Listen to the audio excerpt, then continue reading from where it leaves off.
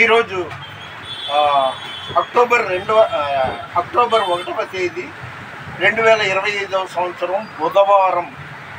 ఈరోజు హిందూ సహోదరులకి దేవి శరవన్నవరాత్రి ఏదో అంటారు కదా, దసరా షార్ట్లు చెప్పాలంటే ఇవాళ 8వ రోజు వాళ్ళ లెక్క ప్రకారం.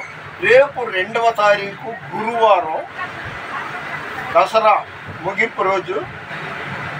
2 in 1 అన్నట్టు రేపు ప్రపంచవ్యాప్తంగా గాంధీ జయంతి జరుగుతుంది. సరే, ఇక నా స్టోరీకి వస్తాను.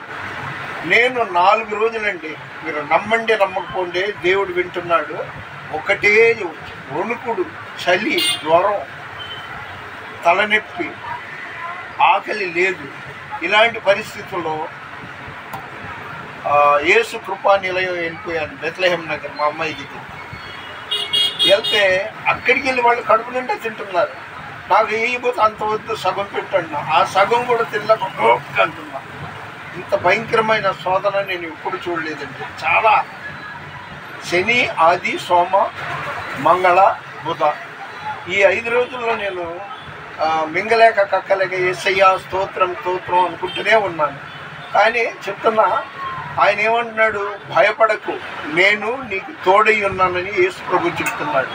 యుగ సమాప్తి వరకు సదాకాలం నీతో కూడా ఉంటానన్నాడు. ఇశ్రాయేల్ను కాపాడేవాడు కొనకడు నిద్రపోడు అన్నాడు. ఈ మిగిలిన జీవితం ఆయనే చూసుకుంటాడు. ఇవాళ సాయంత్రం బెత్లెహేం నగర్ మా పెద్దమ్మాయి ఇంటి దగ్గర నుండి పించిపేట నా గదికి వచ్చా. ఊరంతా కరెంట్ ఉంది, నా గదిలో కరెంట్ లేదు. ఎలక్ట్రీషియన్ని పిలిపించాం. తర్వాత మా మనవడు గుణదీపుడు చూశాడు. అందుకని నా సిలువ మోయుచు నీ సిలువ నీడను విశ్రమింతును అంతము వరకు.